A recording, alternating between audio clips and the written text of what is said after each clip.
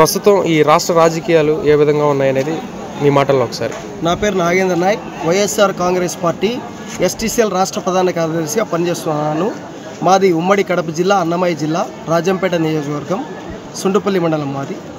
Brother, ఇప్పుడు మీరు అడిగారు, ప్రస్తుతం చంద్రబాబు నాయుడు గారు 2024 ఎన్నికల్లో చాలా హామీలు ఇచ్చారు. సూపర్ 6 అని చెప్పి మాట్లాడడం జరిగింది. దాన్ని నేను ఆహ్వానిస్తూ ఉన్నాను. మరి సూపర్ 6లో భాగమైనటువంటి తల్లికి వందనం అని చెప్పి హామీ ఇచ్చారు. ఇప్పటికీ స్కూళ్ళు, ప్రైవేట్ స్కూళ్ళు, ప్రభుత్వ పాఠశాలలు మొదలై దాదాపు 22 రోజులు దాటిపోయింది.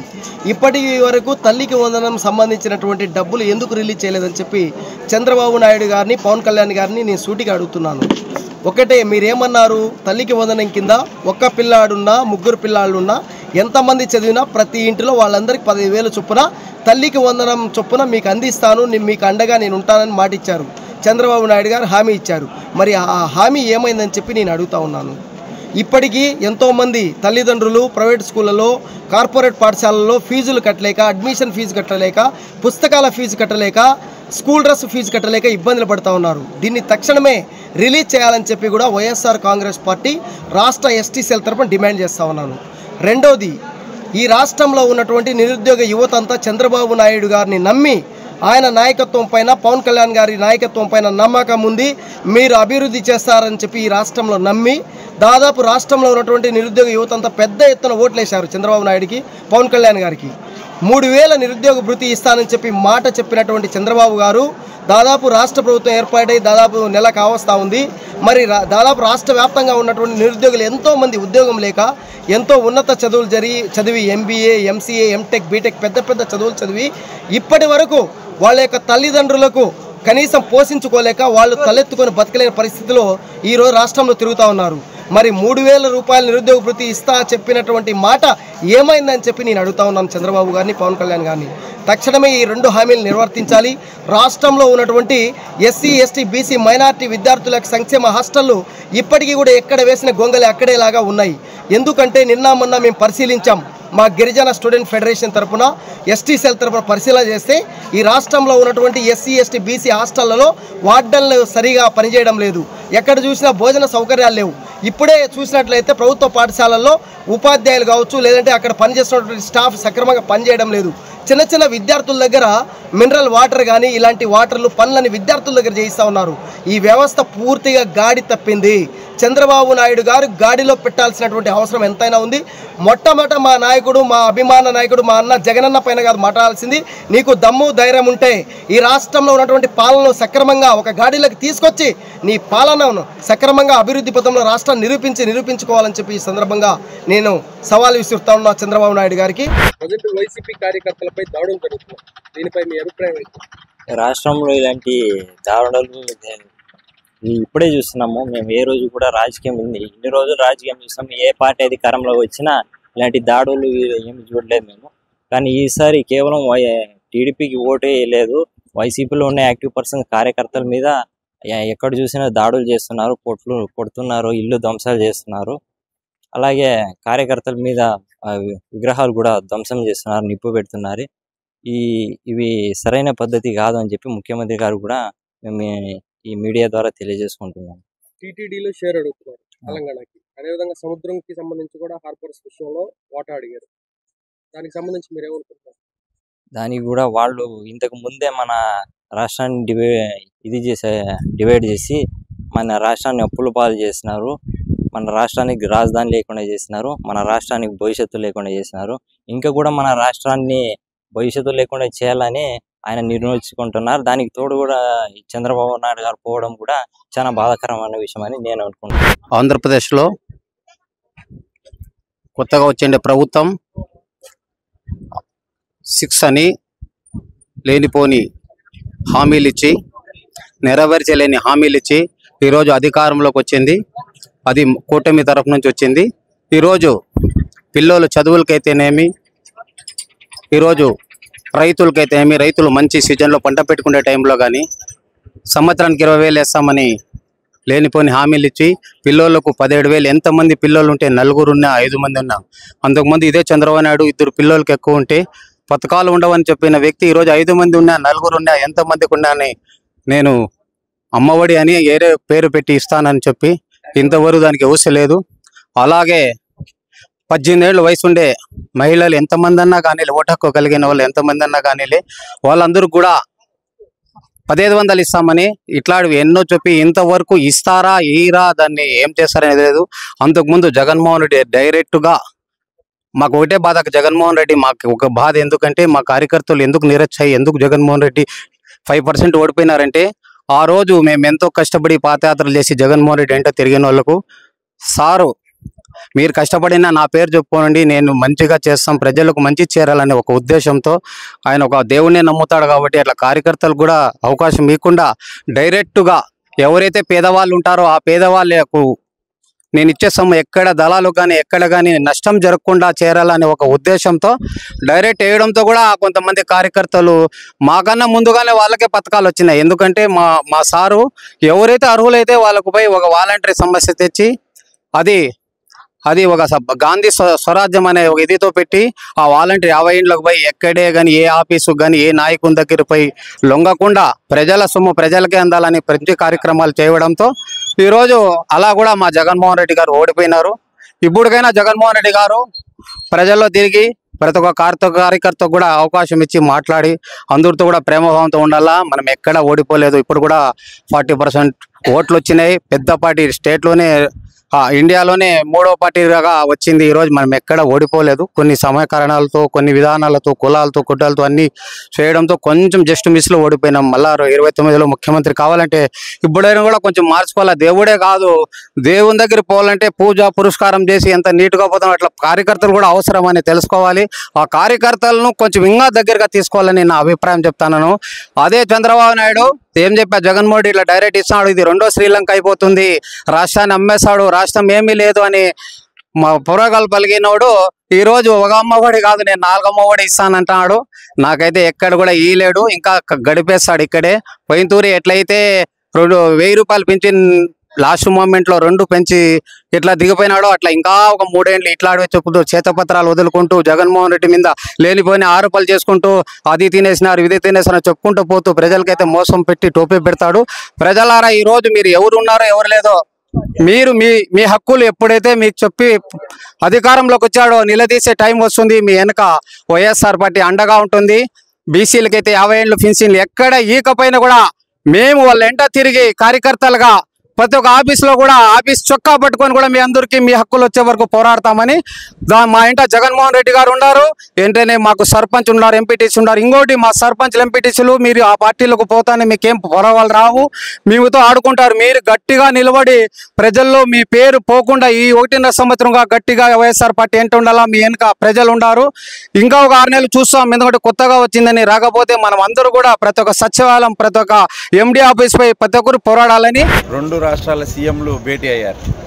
ఏదో జరిగిపోతుంది, ఏదో అద్భుతం జరిగిపోతుంది, సమస్యలన్నీ తీరిపోతాయి, విభజన సమస్యలన్నీ తీరిపోతాయని అందరూ ఎదురు చూశారు. కానీ ఈ సమావేశం వల్ల ఏం ఒరిగింది లేదు అని చెప్పి కూడా ఆ సమావేశం అనంతరం మనకు అర్థమైందనమాట.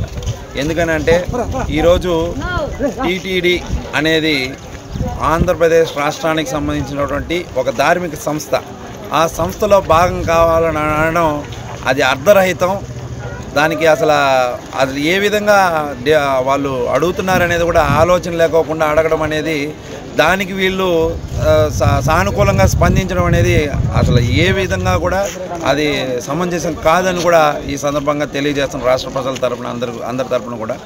అదేవిధంగా ఈ రాష్ట్రానికి మన రాష్ట్రానికి ఆదాయ వనరుగా ఉన్నటువంటి 1000 కిలోమీటర్ల తీర ప్రాంతాల్లో కూడా వాళ్ళు పోర్టుల్లో కానీ ఆ తీర ప్రాంతంలో కూడా మాకు భాగం కావాలని అనడం ఎంతవరకు సమంజసం? ఆ విధంగా తీసుకుంటే హైదరాబాద్ని మన ఉమ్మడి రాష్ట్రంగా ఉన్నప్పుడు, హైదరాబాద్ రాజధానిగా ఉన్నప్పుడు ఆ అభివృద్ధి చేసినటువంటి ముఖ్యమంత్రులు అందరూ కూడా అక్కడే పెట్టుబడులు పెట్టి అక్కడ అభివృద్ధి చేశారు. అలాంటప్పుడు హైదరాబాద్లో కూడా భాగం ఇవ్వండి, హైదరాబాద్లో భాగం ఇవ్వండి. అప్పుడు ఈ పోర్టుల్లో ఇస్తాం, టీటీడీలో ఇస్తాం, అన్నీ చేస్తాం.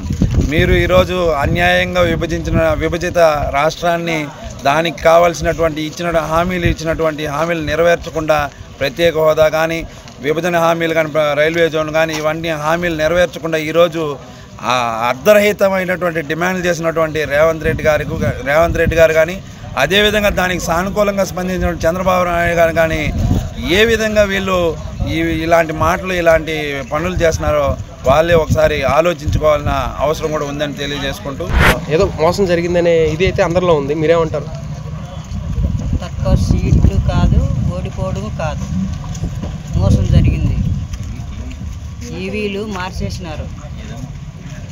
ఈవీలు మార్చేసి కనీసం 3.5% వచ్చే జగన్మోహన్ రెడ్డికి 3.5% ఉంది హోదా, కానీ మోసం చేసినారు. మోసం చేసి ఈవీలు మార్చేసి జగన్మోహన్ రెడ్డి ప్యాన్ గుర్తులవన్నీ మొత్తం అని లేకోకుండా నాశనం చేసేసి. ఎవరి పని అండి ఇదంతా? ఈ పని చేయించిండేది పురంధేశ్వరే. అంటే బీజేపీ హయాంలో జరిగిందంటారా? ఖచ్చితంగా జరిగింది. ఇప్పుడు చంద్రబాబు నాయుడు గెలిచిన తర్వాత చాలా హామీలు ఇచ్చారు, అని నెరవేరుస్తాడని నమ్మకం ఉందా? ఏం నెరవేరుస్తాడు? ముందు ఇంటింటి కలెక్టీ వేస్తానని 2014 గెలిచి ఇచ్చినాడా? చెప్పండి సార్ మీరు. ఇప్పుడు ఇచ్చాడా? ఓకే ఓకే, అదే ఇప్పుడు మొత్తానికి ఓవరాల్గా చాలా, అంటే మీకు 3 సిలిండర్లు ఇస్తానన్నాడు, నెక్స్ట్ బస్సులో ఫ్రీ అన్నాడు, వీటిలో ఒకటి కాకపోయినా ఒకటి నెరవేరుస్తాడా అట్లీస్ట్ ఈసారి?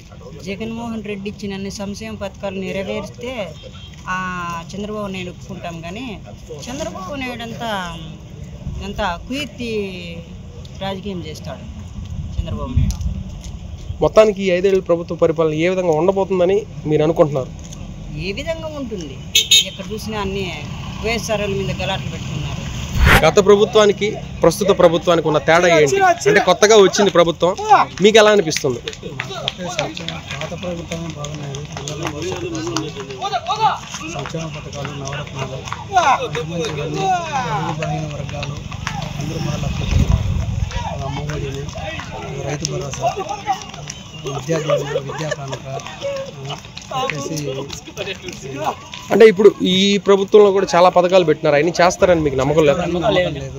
ఎందుకని? నమ్మకం లేదు. ఎందువల్ల? ఎటువంటి మాకు నమ్మకం లేదు. మాకే కాదు, రాష్ట్ర వ్యాప్తంగా ఎటువంటి ప్రజలకి ఎవరికి చంద్రబాబు మీద నమ్మకం లేదు. ఆయన చేస్తాడనేది ఉద్దేశం ఎవరికి లేదు. ఇప్పుడు జగన్ చాలా తక్కువ సీట్లతో ఓడిపోయారు, దాని వెనకాల ఏమైనా కారణం ఉందా అనుకుంటున్నారు? ఈవీఎంలో ఉందా? ఈవీఎంల ద్వారా కుట్రాలు పొందుతున్నారని చెప్పి అనుకుంటున్నారు. దేశవ్యాప్తంగా ట్యాంపరింగ్ జరిగిందంటారా? జరిగిందని దేశవ్యాప్తంగా అనుకుంటున్నారు. దాన్ని బట్టి జగన్ సార్ ఏం మాట్లాడతారో, ఇలా ఏం నిర్ణయం తీసుకున్నారో మాకైతే ఇంకా తెలియదు. ఇదే విధంగా ఉంటే మీరు చెప్పినట్టు నమ్మకం లేదంటున్నారు, రాబోయే రోజుల్లో రాష్ట్ర భవిష్యత్తు ఏ విధంగా ఉంటుంది? ఈ 5 ఏళ్లలో చాలా అవకతవకలుగా ఉంటుంది. పిల్లల భవిష్యత్తులో చాలా ఇబ్బందులు పెడతారు. వీటికే చాలా గొడవలు సృష్టిస్తున్నారు తెలుగుదేశం పార్టీ వాళ్ళు. ఎక్కడ చూసినా ప్రతి ఒక్క నియోజకవర్గంలో అట్లే, ప్రతి ఒక్క జిల్లాలో అట్లే ఉంది.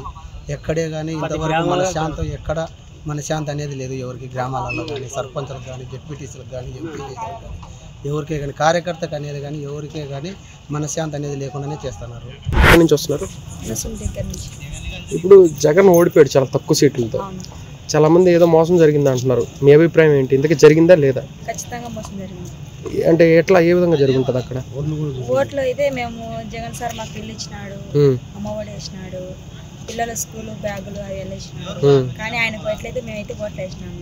కానీ ఇది పక్క జగన్ ఓడించాలని అభిప్రాయంతో వాళ్ళు ఓడించారు. అంటే అక్కడ అవతల పార్టీ వాళ్ళు ఏదో చేసినారంటారా? అంతే. జగన్ బాగా చేశాడా, చంద్రబాబు నాయుడు బాగా చేశాడా అంటున్నా? జగన్ బాగా చేశాడు. ఇప్పుడు చంద్రబాబు నాయుడు అప్పట్లో మీకు నచ్చింది ఆయన పరిపాలన? చేయలేదు. వైసీపీ కార్యకర్తలపై దాడులు అనేవి జరుగుతున్నాయి, దీనిపై మీ అభిప్రాయం ఏంటి? దాడులు జరుగుతున్నాయి. ఈ వైసీపీ తెలుగుదేశం పాలనలో అరాచక పాలన జరుగుతున్నది. ఈ పాలన మన ముందు 2019లో మన వైఎస్ జగన్మోహన్ రెడ్డి ముఖ్యమంత్రి అయినప్పుడు టీడీపీ ఈ అరాచక పాలనలో ప్రజలు, వైసీపీ కార్యకర్తలు, నాయకులు చాలా భయోభయాలకు గురవుతున్నారు. ఇప్పుడు సచివాలయాలు పగలగొట్టేది, వాటర్ ట్యాంకులు పగలగొట్టేది, ఇవన్నీ నీచ సంస్కృతం తెలుగుదేశం పార్టీలో జరుగుతున్నది. ఇలాంటివి జరగకుండా ఉండాలని మన వైఎస్ఆర్ కార్యకర్తలకు రక్షణ కల్పించి అభిమానులతో ఇబ్బందులు లేకుండా తొలగించాలని వైఎస్ఆర్ కాంగ్రెస్ పార్టీని కోరుతున్నాం. అయితే ప్రస్తుతం రాష్ట్ర రాజకీయాల్లో మనం చూసినట్లయితే నిన్న ఒక భేటీ అనేది జరిగింది. అందులో టీటీడీకి సంబంధించి, అంటే అది మన రాష్ట్రానికి సంబంధించింది, దాంట్లో షేర్ కావాలని అడిగారు. అదేవిధంగా సముద్రంలో హార్బర్స్ విషయంలో కూడా షేర్ కావాలని అడిగారు. ఈ విషయానికి సంబంధించి మీరు ఏమంటారు? అలాంటివి హార్బర్స్ ఇవన్నీ వేస్ట్ కదా. మనము ప్రజా సమస్యల కోసం పనిచేయాలి. ప్రజలు నిరంతరం ఇప్పుడు పింఛన్ ఇస్తున్నారు. కొన్ని మన వైసీపీ కార్యకర్తలు పింఛన్లు కానీ పీకేశారు. చాలా రాష్ట్రంలో అరాచక పాలన జరుగుతున్నది. ఈరోజు రాష్ట్రము రావణ కష్టం మీదుగా ఉన్నది. పాలన చూస్తే చాలా అస్వస్థంగా ఉన్నది. ఈరోజు పింఛన్స్ కానీ తల్లి వందనం అని ఇంతవరకు ఇవ్వలేదు. ఇవన్నీ పథకాలు ప్రవేశపెట్టి చంద్రబాబు నాయుడు చేస్తే మంచిదే. మనకు కానీ ప్రజలకు ఉపయోగపడే విధానాలు చేసి మనం కానీ ప్రతి కార్యకర్త కానీ అన్ని పార్టీలకు ఓట్లు వేసింటారు. మన జగనన్న సంక్షేమ పథకాలు ప్రతి సిపిఎంలో, సిపిఐ, తెలుగుదేశంలో, బీజేపీలో ఏ పార్టీకి సంబంధించి లేదు. బటన్ నొక్కి ఈరోజు ప్రజలే మనకు బటన్ నొక్కిన దానికి మన తప్పదవులు ఎన్నో జరిగాయి. ఈరోజు ఒక నాయకునికి 10 మంది లబ్ధిదారులు పనిచేస్తే రేపొద్దున మన నాయకుని దగ్గర 10 మంది వస్తారు. కానీ ఈరోజు సంక్షేమ పథకాలు వాళ్ళు చెప్తున్నారు, వీళ్ళకి పీకేసేలా, వీళ్ళ పీకల్లా అని చెప్తున్నారు. కానీ ప్రతి సందర్భంలో ఇలా జరుగుతున్నది. చాలా అరాచక పాలనని అరికట్టాలని